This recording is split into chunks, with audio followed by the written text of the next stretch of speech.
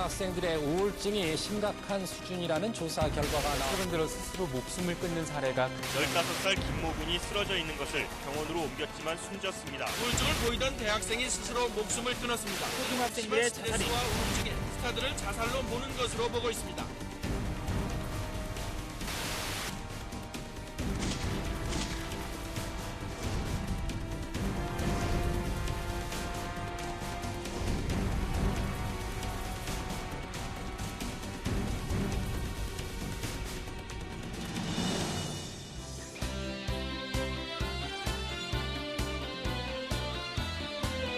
이 정서가 안정된 사람이 이게 뭐든지 다 잘할 수 있어. 어머, 과장님 힘들겠다. 웬 말이 그렇게 많아? 밥풀 튀어. 이 나빠. 무엇으로 치료하고 회복할 수 있을까?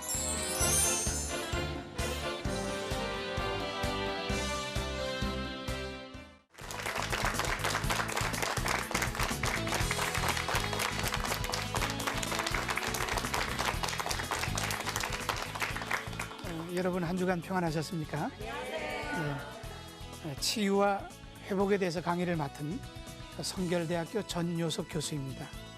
오늘은 두 번째 시간으로서 효과적인 의사소통에 대해서 말씀드리고자 합니다.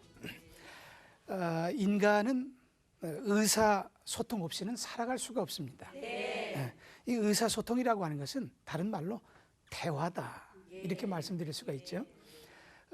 그 CEO들에게 통계 조사를 해봤더니 어떤 사람이 이 회사에 꼭 필요한 직원인가, 또 어떤 사람이 좋은 사람인가, 어떤 사람을 이 회사에 남게 하고 싶은가, 승진시킬 사람은 어떤 사람인가 할 적에 그 답은 뜻밖에도 실력 있는 사람이 아니었습니다. 소통이 잘 되는 사람, 이런 답변을 했습니다. 놀랍지 않습니까? 그런데 이것은 가정에서도 마찬가지 같아요. 우리가 남편, 아내를 생각할 때 좋은 남편, 좋은 아내는 어떤 사람인가? 나와 소통이 잘 되는 바로 그런 배우자입니다. 저는 대학에 있기 때문에 학생들에게 한번 물어봤어요. 너는 어떤 남편을 만나고 싶니? 돈 많은 사람이니? 또 실력 있는 사람이니? 그랬더니 학생들 대답도 뜻밖이었어요. 이 학생들이 대화가 되는 남자를 만나고 싶어요, 그러더라고요. 그러니까 대화는 중요한 것 같아요. 또 뿐만 아니라 우리가 좋은 엄마, 좋은 아빠를 생각할 때 누가 과연 좋은 엄마며 좋은 아빠이겠습니까? 자녀와 소통을 잘하는 엄마, 아빠 아니겠습니까? 그런 의미에서 보면 바로 이 소통이라고 하는 것은 대단히 중요하다, 이렇게 말씀드릴 수가 있어요. 요즘 우리 사회에서도 소통이라는 말 많이 쓰지 않습니까? 이것은 바로 소통이 필요했기 때문이고 소통이 중요하기 때문이고 또 여기에 문제가 많이 있기 때문에 이런 이야기를 많이 하는 것이라고 생각이 됩니다. 자, 쉬운 말로 소통은 대화인데 이 대화는 비유하자면 혈액순환과 비슷합니다. 피가 잘 돌아야 건강할 수 있어요. 제가 어느 교회에 이제 세미나를 마쳤더니 목사님께서 교수님이 이리 오셔서 악수 한번 해주세요 그러더라고. 그래서 그럽시다. 일일이 이제 악수를 해주는데 어떤 여신자 손을 딱 잡았더니 차디차요. 이분은 무슨 병이 있는가 보다, 이렇게 느껴질 정도로. 혈액순환이 잘 되면 우리 몸은 따뜻해지거든요. 손발이 따뜻해진단 말이에요. 그런데 혈액순환이 안 되면 그 반대죠. 차디차죠. 이분은 병이 있으신 분이에요. 마찬가지예요. 우리가 어디서나 이렇게 몸에 병이 오듯 이 의사소통에 병이 오는 사람이 꼭 있게 마련입니다. 그래서 알만한 사람은 다 아는데 미국의 알만디 니콜이라고, 이분이 이제 하버드 대학에, 잘 모르세요? 네, 몰라도 돼요. 이게 시험에 안 나와요. 미국의 하버드 대학의 정신과 의사예요. 근데 이분이 뭐라고 얘기를 했냐면 크리스찬 투데이라고 하는 잡지에다가 앞으로 이 종합병원의 95%를 정신질환자들이 입원하게 될 것이다. 이제 좀 과장된 표현인 건 사실이에요. 이 종합병원이라는 데는 뭐 소아과도 있고 외과, 내과, 산부인과 뭐 별과가 다 있는 건데 어떻게 95%를 정신질환자들이 다 차지하겠습니까? 하지만 무슨 말을 하려는지는 이해가 되는 거예요. 이제 이렇게 정신적으로 문제가 생긴 사람들이 굉장히 많아질 것이다. 바로 그런 얘기가 아니겠습니까? 근데 이분이 지적한 것은 이렇게 상처받고 마음이 쓰라리고 찢어지고 병에 걸려서 입원을 하게 되는데 이 사람들이 어디서 문제가 생기느냐 할 때 가정에서 문제가 생길 것이다. 소통이 안 돼서 끙끙 앓다가 병이 나서 병원에 입원하게 될 것이라고 이렇게 지적을 했습니다. 자, 여러분, 소통이 안 되면 병이 생깁니다. 소통이 잘 되면 따뜻해집니다. 분위기가 좋아지는 거예요. 아우, 분위기 좋다 할 때 우리는 뭐예요? 소통이 잘 되면 서로 분위기가 좋은 거예요. 옛말에 부부싸움은 칼로 물베기. 다 해보셨어요? 네. 자, 부부싸움은 칼로 물베기예요. 이건 무슨 뜻이냐? 칼로 물이 배집니까? 안 돼. 다시 원상복구 그대로예요. 언제 뵀나 싶을 정도로 부부싸움 하고 나면 또 헤헤거리고 또 언제 싸웠나 싶고 또 팔짱 끼고 또 그러고 살지 않습니까? 그런데 이게 문제가 생겼어요. 이 대화를 서로 하지 않고 이 혈액순환이 안 되듯 차디찬 분위기를 갖게 되면 이 물이 얼어버려요. 그 여기다가 칼을 내리치니까 얼음이 깨져버리는 거예요. 그래서 근래에 깨지는 가정이 그렇게 많아지는 이유는 바로 이 소통이 안 되는 거예요. 대화가 안 되는 거예요. 대화가 잘 되는 부부가 이혼한 일은 없습니다. 대화가 안 되다가 냉전이 길어지다가 이 차디찬 분위기가 얼다가 그러다가 이제 칼로 내리치니 이게 깨지는 것이 바로 문제입니다. 이 대화라고 하는 것, 이것은 신앙과도 밀접한 관련이 있어요. 이 신앙이라는 건 하나님과 대화하는 거예요. 하나님, 그리고 기도하고 말씀을 통해서 응답을 받고 또 주여, 또 말씀을 통해서 응답을 받고, 그 대화가 잘 되는 분이 신앙이 훌륭한 분이에요. 여러분은 하나님과 대화를 잘 하고 계시겠죠? 네. 그러면 여러분은 훌륭한 신자입니다. 자, 신앙이 없는 사람은 하나님과 대화하려고 하지 않을 거예요. 기도도 하지 않을 것이고 그 뜻을 알고자 하지도 않을 것이라 이 말이죠.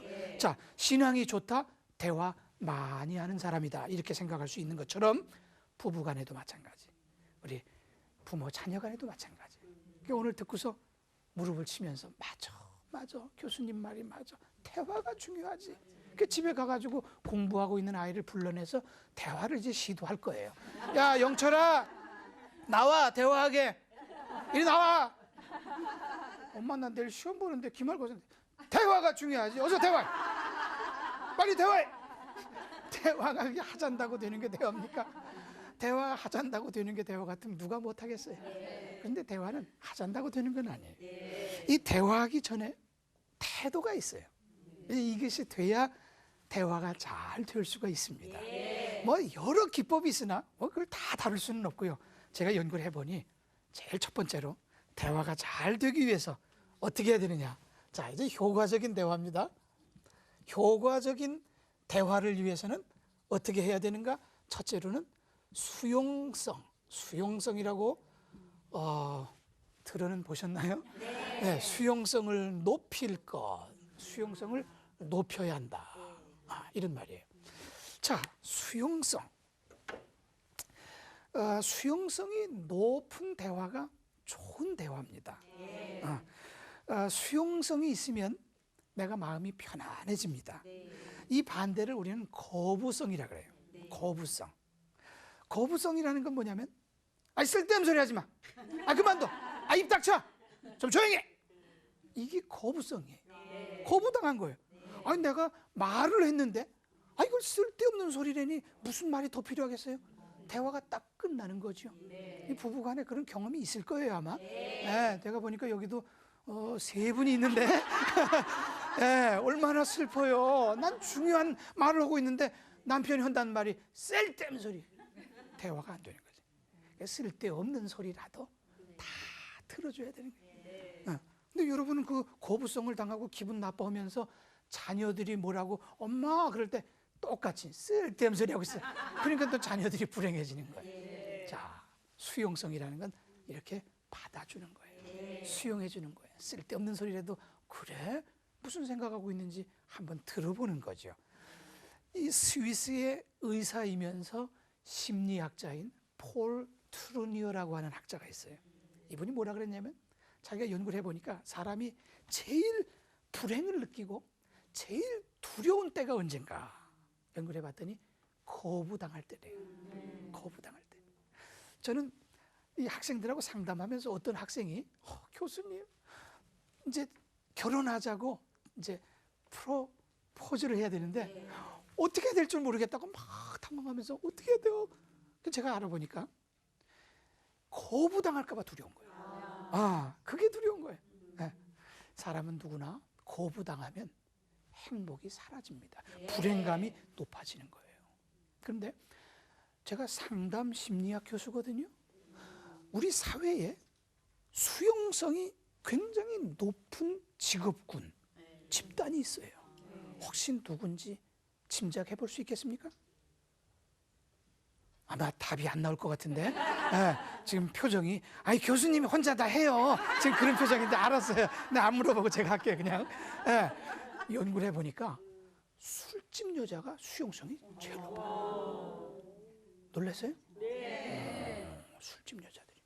만약에 이제 직장에 다니는 어떤 여러분의 남편이 집에 들어와가지고 넥타이를 풀어 제끼면서 나의 이놈의 회사 안 다녀. 내 김 부장이 나 진짜 나 사표 쓴다.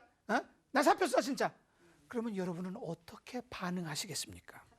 여러분은 아닌데 다른 어떤 분은 이렇게 반응한대요. 한번 노려본답니다. 아이고 잘났어 정말. 회사 그만두면 뭐 먹고 살라고? 애들 과외비가 한 달에 얼마인 줄 알아? 아이고 회사만 그만두면 죽을 줄 알아. 이렇게 반응한답니다. 그러니까는 더 이상 할 얘기가 없는 거예요. 알았어 그만해. 회사 나갈게. 사표 안 써. 알았어 그만해. 사표 안 써. 이게 대화 끝이에요. 그런데 이런 분이 술집 여자에게 가가지고 내 회사의 김 부장이 나 이놈 회사 안 다녀. 나 그만둘 거야. 나 당장 사표 쓴다. 이 김 부장 말이야 이게. 그럴 때 술집 여자들은 절대로 안 할 말. 과장님 회사 그만두면 뭐 먹고 살라고? 애들 과외비도 많이 나갈 텐데 사모님이 가만히 안 둘걸? 이런 얘기는 절대 안 한답니다. 다 고개를 끄덕이면서 듣고서 어머 과장님 힘들겠다. 다 받아준대. 그러니까 그냥 이해받고 지지받고 이 수용성이 높으니까 이분이 속내를 다 드러내는 거예요. 내가 그 일만 있었는 줄 알아? 김 부장 지난번 나 이런 일도 있었어. 나 이러고도 회사를 다녀야 돼. 그러면서 다 속내를 드러내는 거예요. 그러면 또 다 들어주면서 술집 여자는 어머 과장님 너무 고생해. 김 부장 데리고 와. 내가 때려줄게. 때려주기는 누굴 때려주기는. 그렇지만 이렇게 이해받고 공감받고 이 수용성이 높은 대화를 하는 거잖아요. 그러니까 남자들이 거기 가서 비싼 상담료를 내고 상담을 받아. 그 상담료가 솔직히 비싸다 그래. 그럼 뭐 상담 받을 때 뭐 안주도 나온대나 뭐래나. 그런데 그래서 되겠습니까? 힘들고 어려울 때 아내에게 가서 여보 나 힘들어. 뭐 이럴 수 있어야 이게 대화가 되는 거 아니겠습니까? 근데 거부성이 높으니까 남편들이 겉도는 거예요. 찔려요? 찔릴 거 없이 오늘 잘 들으시면 이 문제는 해결될 수 있는 거예요. 잘 들어보시라고. 자, 제가 성결대학교에서 상담학을 가르치는 교수인데요. 여기서 석사, 박사 공부하고 있는 학생들을 한번 이렇게 불러가지고 제가 직접 물어봤어요.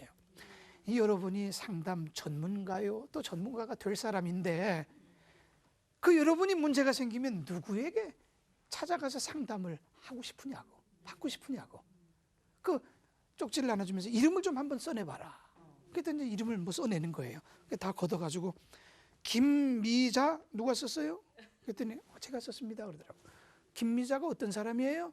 성격을 묘사해 보세요. 그랬더니 김미자는요. 그러면서 이제 성격을 좀 묘사하는 거예요. 그다음에 윤영옥 누가 썼어요? 제가 썼는데요. 어떤 사람이에요? 성격을 묘사해 보세요. 설명하는 거예요. 그 다음에 또 백칠동 아줌마 누가 썼어요? 그랬더니 107동 아줌마는요. 그거 쭉 설명하는데 다 다른 사람이에요. 그런데 내용이 다 똑같아요. 뭐냐? 수용성이 높은 사람이에요. 설령 내가 비난받아 마땅한 잘못을 저질렀다 할지라도 내게 침을 뱉거나 손가락질하거나 욕을 하지 않고 어떻게 하다가 그렇게 됐어? 아이고 저런. 그리고 높은 수용성을 가지고 나를 이해해주고 공감해주고 받아줄 만한 사람이다. 이렇게 답변한 거예요. 그래서 제가 바로 이어서 여러분이 그런 사람 되세요. 이렇게 해서 이제 결론을 맺은 일이 있었는데 보세요. 이게 수용성이라고 하는 것은 이렇게 중요한 거예요. 그런데 제가 성경 말씀 읽다가 보니까 마태복음 15장 21절에 보니 이제 수로보니게 여인이라고도 하고 또 가나안 여인이라고도 하는데 한 여인의 딸이 귀신 들렸어요. 그 얼마나 답답합니까? 그 내가 아픈 게 낫지 딸이 아프면 참 부모의 마음은 찢어지거든요. 근데 소문을 듣자니 예수님께서 병을 고치신다나 뭐래나. 그래서 이제 예수님을 찾아온 거예요. 예수님. 아니 내 딸이 흉악한 귀신에 들렸는데 이거 좀 치료 좀 해주세요. 그랬더니 예수님이 그 믿음을 좀 시험하시려고 했는지 개 취급을 하신 거예요. 그러나 이것은 개 취급을 무시하려고 한 게 아니라 개 같은 여자에겐 줄는 애가 없어. 그랬더니 이 여인의 반응이 놀랍습니다. 여러분 같으면 어떻게 반응하겠어요? 교수님 상담 좀 해주세요. 기도 좀 해주세요. 그런데 제가 이런 개 그러면 여러분은 어떻게 반응하시겠어요? 금방 화를 내고 뒤돌았을 거예요 아마. 그런데 이 여인은 그래요 주님 저 개예요. 그 개도 부스러기 먹고 자라는데 저 부스러기라도 좀 주세요. 그런데 이 말이 예수님을 감동시킨 거예요.